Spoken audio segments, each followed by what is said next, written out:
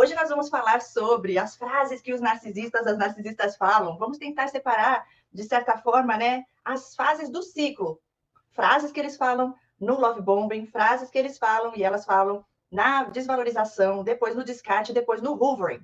E hoje eu quero fazer algo, eu já quero começar com algo assim diferente. Aqui vai ser a primeira live, o primeiro vídeo que eu já vi falando sobre frases que os narcisistas falam. Eu, a Agnes e a Fê vamos falar um pouquinho das frases em inglês, tá bom? Dos narcisistas americanizados, ok? E também depois a Lu vai falar um pouquinho também sobre os narcisistas, as narcisistas, as frases em espanhol. Bom, Lu, agora eu vou passar para você. Mira, muchacha, habla espanhol. Fala aí um pouquinho para nós, Lu. Seja bem-vinda. Olá, pessoal. Boa noite a todos. Estamos aqui numa live com uma mini aula, né, de inglês, de espanhol. É multifunções. Aqui a gente ajuda pessoas, a gente aprende. Então, vamos que vamos. Antes de falar da parte mais engraçada, eu gostaria de falar um pouco mais da parte um pouquinho mais séria e depois a gente vai para a parte engraçada para fechar com chave de ouro. Bem, na verdade, o que eu preparei para hoje foi falar a respeito do narcisismo dentro do ambiente da igreja, do ambiente eclesiástico. De que forma eles se comportam ali e de que forma eles tentam te afastar da presença de Deus. Porque a gente sabe que um ambiente cristão, um ambiente onde as pessoas vão ali de uma forma vulnerável buscar uma ajuda, são predadores que estão ali, obviamente que não são todos, né, porque eles querem causar uma confusão para que as pessoas desacreditem da palavra de Deus. Então, uma forma que eles têm de se infiltrar dentro desses ambientes para corromper a fé das pessoas. Então, como é que eles fazem ali dentro, né? Como a Cris estava falando, até anotei aqui, que eles é aquela coisa de se sentirem reis e rainhas, né? É uma constante briga por vaidade, é uma disputa, chega até a ser uma coisa infantil, porque são, até mesmo se comportam como pessoas mimadas, infantis, que tudo vira uma competição. Às vezes é uma coisa leve e com eles se torna desagradável. Então, a pessoa, quando ela entra num ambiente religioso, ela vai ali apostando que ela vai receber um socorro, uma ajuda, porque ela trabalha, ela tem sua família, seus filhos, e de uma forma consciente ela sabe que quando ela vai para um ambiente onde se fala a palavra de Deus e onde se oferece uma ajuda, essa pessoa vai ali totalmente desarmada, buscando socorro. E quando os predadores emocionais estão ali dentro, eles atraem a vítima através do hoovering, que é trazendo para essa pessoa uma ajuda, oferecendo uma ajuda, que essa pessoa, ela se entrega totalmente ali para aquela situação, porque ela pensa assim, poxa, essa pessoa aqui, ela é representante de Deus, é um profeta, é um pastor, é um líder espiritual, então aqui eu posso me abrir, aqui eu posso ser quem eu sou, aqui eu posso me despir, que eu vou receber essa ajuda. Só que, infelizmente, se essa pessoa, esse líder, ou qualquer pessoa que esteja ali dentro daquele ambiente eclesiástico, seja um narcisista e tem essas características, ela vai atrair aquela pessoa através do hoovering, e depois de um certo tempo, ela já começa a mostrar as garras. Então, como seria, vou tentar aqui falar da parte engraçada, tentar traduzir em espanhol, né, porque aqui eu fui pega de surpresa, né, nessa questão da tradução, mas eu vou tentar falar em português e fazer a tradução em espanhol, para que outras pessoas possam ser alcançadas, entender como que funciona. Então, como é que o narcisista faz? Ele primeiro te atrai e ele fala para você, pode vir, nós vamos te ajudar, aqui é a sua família, a sua casa, oferecem toda a ajuda. Então, quando a gente vai traduzir tudo isso em espanhol, seria mais ou menos assim, hola, ¿cómo estás? Sea bienvenido, ¿dónde está tu familia? ¿Qué podemos hacer por ti? Estamos acá para ofrecerte ayuda, acá vas a tener toda la dirección que necesitas para que puedas desarrollar tu vida, vas a tener protección, ou seja, ele vai ali oferecendo uma proteção, né, para que a pessoa se sinta segura, confortável, e ali ela já comece a entregar tudo o que ela tanto precisa expor. Então, eles ali vão atraindo aquela pessoa, só que, lembrando que a gente está falando sobre o transtorno, não significa que todos os líderes e todas as igrejas não tenham pessoas de bem, né? Mas ali, infelizmente, predadores se infiltram naquele meio para atrair aquelas pessoas. Então, essa seria mais ou menos uma atração ali na fase do hoovering, que seria a conexão. Então, deixe-me tentar traduzir mais alguma coisa aqui. Quando você traz a pessoa para perto de você e essa pessoa está vulnerável, é como se fosse mais ou menos assim. Mira como estás, y acá te voy a sanar todas tus heridas, vas a sentirte en tu casa, puedes contarme todo lo que te pasa, y así te voy a ayudar y te voy a entregar todo lo que necesitas y acá vas a tener todas las respuestas que necesitas para que puedas conducir tu vida y acá puedes contar com nós outros.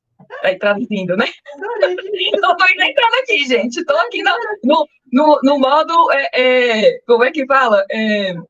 Se virou. Se virou. Ô, Lu, eu lembrei aqui de uma que não era nem espanhol, mas ela também falava espanhol, mas é brasileira, tá? Ela sempre falava, mi casa é tu casa. Minha casa é sua casa. Só que era assim, eu fiquei lá uma vez, ela nunca convidava, ela só falava lá. Mas a minha casa, assim, era a casa dela. Vinha o papagaio, o passarinho, o cachorro, tudo. E era quando que ela só avisava e mi casa é tu casa não existia. Então ela falava, profetizando já para a minha casa ser a casa dela. Ela vivia na minha e eu pouquíssimas vezes, porque eu me lembro de dormir lá uma vez, gente. Mas, assim, interessante, né? Porque, assim, sempre essa coisa de falar muito bonito, mas na hora mesmo do acontecer, quem faz acontecer somos nós, né? Eu lembrei disso, me casa tu casa, desse jeito. E tem umas frases bem engraçadas, assim, essa é a parte, assim, mais leve, né? Que é a parte do hoovering, onde as pessoas são atraídas a falar o que elas pensam, o que elas sentem, só que, a partir do momento que... Rapidinho, hoovering, você fala já no final, não, é no começo, love bombing, você tá falando, Love, né? Bombing, deixa eu corrigir aqui. Eu acho que serve para as duas... Olha o cachorrinho. Temos mais um participante. O hoovering, na verdade, ele é um mini love bombing, né? Na verdade, sim, isso é verdade. O hoovering, ele é um mini love bombing, né? É como se... na verdade, assim, é a tentativa de voltar no passado para atrair a pessoa de volta para o ciclo do abuso, né? Então, essa é a parte que seria até mais leve, né? O love bombing, que é como atrair essa pessoa e fazer com que essa pessoa fale tudo que ela quer. Ali ela acredita que é um ambiente que ela vai receber socorro emocional. E, de fato, é para isso, né? A igreja é para isso. Mas não para que as pessoas façam da forma como tem feito, né? Porque ali, infelizmente, são pessoas que se apropriam ali de um status de liderança para se aproveitar de pessoas. Um dia desses eu até vi um vídeo que eu achei meio engraçado, assim, de uma pessoa que ele é coach e ele é brasileiro. E em plena palestra ele começou a derrubar tudo da mesa, dizendo que era, interpretando que seria Jesus ali quando ele ficou, né, irado com a questão do templo. Então, assim, do nada ele começou a jogar as coisas no chão. Então, assim, você vê uma situação dessa, você pensa assim, uai, por que essa pessoa lidera dessa forma? Porque liderar, você pode liderar em amor, em autoridade, mas sem perversidade, sem manipular as pessoas. A liderança que vem do céu é a liderança de Jesus, que ela te traz a verdade e que você mantém uma ordem e um respeito, mas que você não se sente manipulado. Você não acha que a sua vida está nas mãos daquela pessoa, você sente que aquela pessoa tem um papel fundamental para te ajudar, um papel lindo que está, sim, sendo reconhecido pelo céu, mas desde que traga para você cura, libertação e que essa pessoa entenda que você tem uma vida, e não que você está entregando essa vida para essa pessoa. Você tem sua família, você tem o seu trabalho, você tem os seus amigos. Então, o fato de você estar pedindo socorro para uma pessoa dentro do ambiente eclesiástico não significa que essa pessoa tenha o poder sobre a sua vida. E aí vem a parte um pouquinho mais pesada, mas que é real, mas que traz uma libertação para a gente. Eu vou tentar falar e traduzir ao mesmo tempo, que já é na parte que quando começa a desvalorização, né? Então, primeiro, antes eles falam que ali é o lugar de socorro, né, para aquelas pessoas, e aí depois, quando você percebe que tem alguma coisa estranha ali, que você, né, o Espírito Santo já vai te mostrando, já vai ali te direcionando e falou, cuidado, né? Porque, querendo ou não, quando você está num ambiente assim, você, de certa forma, ainda que você fique ali quietinho, ai de você se você não prestar continência para o que a pessoa está falando, ai de você se você não der glória para uma coisa que você não concorda, né? Então, querendo ou não, você está ali dentro, e se você não fizer tudo que é comandado, você é considerado como rebelde, né? E Jesus não ensinava assim. Jesus chegava para uma prostituta, chegava para a mulher adúltera, né? E o amor dele constrangia de tal forma que a pessoa não conseguia mais fazer o que ela fazia. Ele era uma transformação da mente de uma forma tão linda que não era impositivo. E o líder religioso que tem o traço narcisista, ele te impõe, ele te ameaça. E aí é que vem a parte da ameaça, né? Quando você começa a confrontar, que você fala, olha, isso daqui não tá legal, isso aqui não me gusta, isso aqui não me gusta, não me sinto bem com o que você está passando acá, vamos a conversar. Ou seja, você tenta conversar, você tenta expor o que está acontecendo, e aquela pessoa já se sente atacada. Aquela pessoa, por quê? Porque o único objetivo daquela pessoa é te manipular, é mandar em você, porque ela sente um prazer em mandar. Então, assim, para ela se sentir viva, ela ou ele, eles precisam se sentir no poder. Então, eles não conseguem deixar com que essa pessoa se aproxime de Jesus de uma forma que ela tenha uma intimidade tão grande que, se algum dia seja necessário acontecer um isolamento, como aconteceu na pandemia, por exemplo, que muitas igrejas foram fechadas, aquela pessoa sente que não tem Deus mais na vida dela, porque ela depositou toda a fé dela e a esperança na vida daquele líder, que não ensinou aquela pessoa a desenvolver o particular com Deus. Então, na fase da desvalorização, é mais ou menos assim. A pessoa chega lá, aí fala, pastor, um exemplo, né? Ou na igreja católica, seja lá qual a denominação, né, que está oferecendo ajuda. Eu não estou me sentindo bem com determinada situação e tal. Aí eles pegam e falam assim, né, já começam as ameaças, né? Olha, se você sair daqui, Deus vai pesar a mão, viu, na sua vida. Eu vou tentar traduzir. Si sales de acá, el Señor va a pesar la mano sobre ti. Ay de ti, se não obedecer o que te estou dizendo. Ou seja, a pessoa te ameaça caso você tente confrontar aquele sistema, para que você se sinta tão culpado que, se você desobedecer, ou se você... Porque assim, gente, nós estamos aqui num processo de santificação. O que nós sabemos hoje, nós não sabíamos antes. Então, estamos todos aprendendo.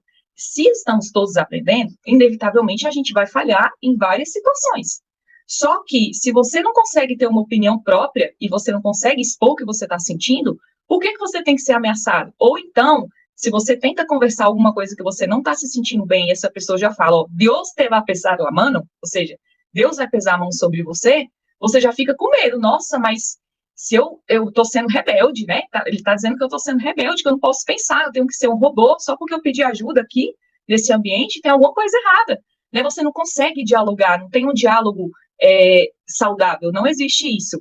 Ou então eles falam assim, cuidado, te vas a ir al infierno, te vas a ir al infierno, ou seja, você vai para o inferno se você não cumprir todos os dogmas que estão escritos aqui. E eu não vejo Jesus fazendo isso. Jesus, ele não intimidava, Jesus, ele não ameaçava, Jesus, ele confrontava com a verdade em amor. Jesus falava, ¿quieres venir? Entonces, sígame, deja tu cruz, toma tu cruz e sígame. Ou seja, Jesus não era impositivo, ele era uma pessoa que te deixava fazer tus escolhas e te deixava livre para seguir-lo. Ele não exercia domínio sobre tu mente de forma que tu livre-arbítrio fuera impedido. Ou seja, Jesus, ele não invadia o livre-arbítrio. Ele deixava as pessoas escolherem.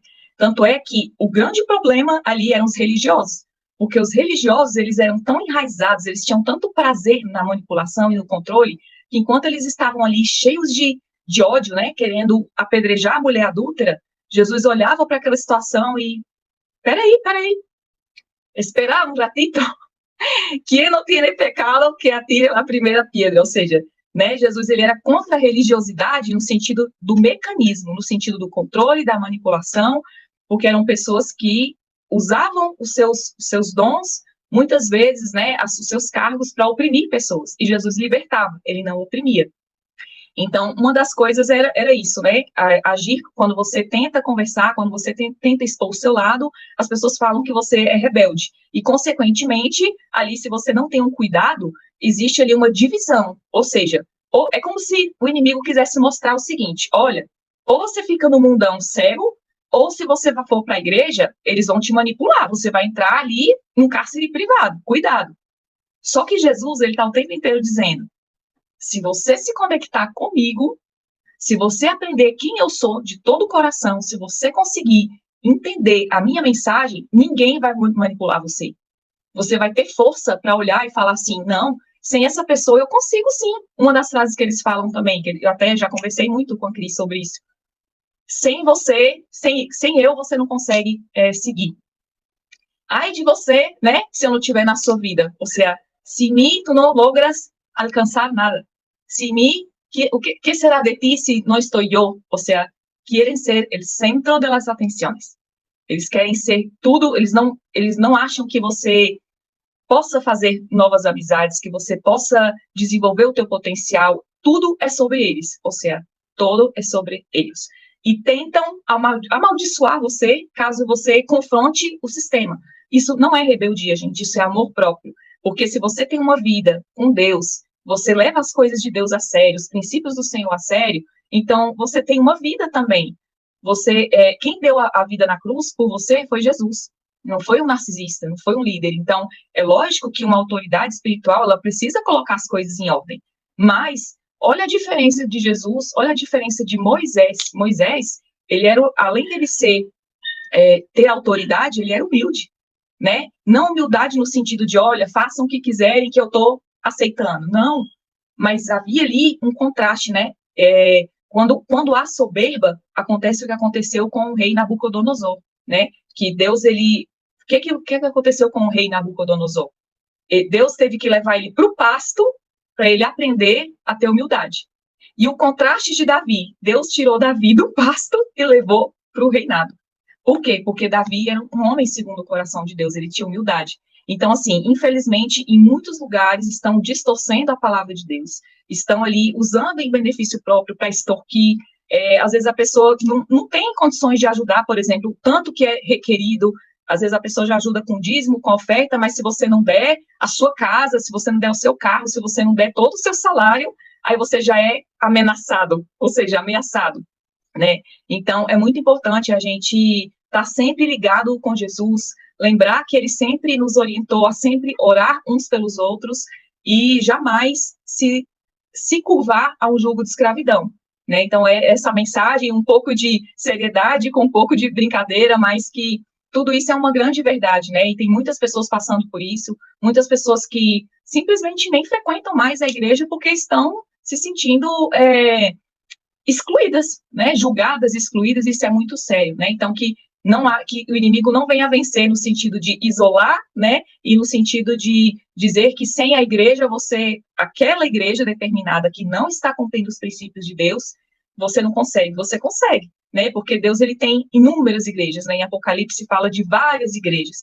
E hoje, para a gente estar aqui, certamente, imagino eu, que cada um de nós já começou lá atrás, em alguma denominação, e Deus foi ali nos conduzindo até o propósito dele, porque Jesus sempre falou, vai pelas cidades, ide e pregai o evangelho. Ele não falou, ficai sempre onde estás. Ele falou assim, ó, qual é o teu propósito? É nessa igrejinha aqui? Amém, glória a Deus. Tá tudo bem? Tá tudo em paz? Tá tudo no conforme da palavra de Deus? Vamos que vamos. Ou então, não, eu tenho outras coisas para você, então vá em paz, porque Deus determinou isso. Então, é essa mensagem que eu gostaria de deixar. Vocês conseguem ver os comentários aí, não? Ô, Cris. Pode falar. Consegui ver um aqui, eu acho que é a Aniele, da nossa turma. Você conseguiu ver aí, eu abri aqui e está dizendo assim, ó. Eles são muito artistas, querem ser os protagonistas, você é mero coadjuvante. Se você não continuar no palco, facilmente será substituído por outro personagem. Sem eles, o teatro não existe. Aí ela acrescentou mais uma palavra, mais uma frase, né? Dizendo que aqui, ó, ela é isso, essa aqui mesmo. Ok. Aí tem outro que ela coloca assim: eles usam até a própria Bíblia para manipular, ou seja, né? Eles são exímios ganhadores da lábia, né? Eles têm uma lábia e resposta para tudo, né? Então, por isso que é importante a gente se fortalecer em Deus, porque, como você falou, né, ali enquanto a gente comentava sobre esse modus operandi na igreja, porque quando você se fortalece em Deus, você consegue identificar mais rápido, né, os sinais. Então, o próprio Jesus, né, confrontou os fariseus, né, que teoricamente eram ali representantes de Deus na terra. E ele falou assim, em Mateus 23, ele disse assim, atam fardos pesados e difíceis de suportar, e os põem aos ombros dos homens. Eles, porém, nem com seu dedo querem movê-los.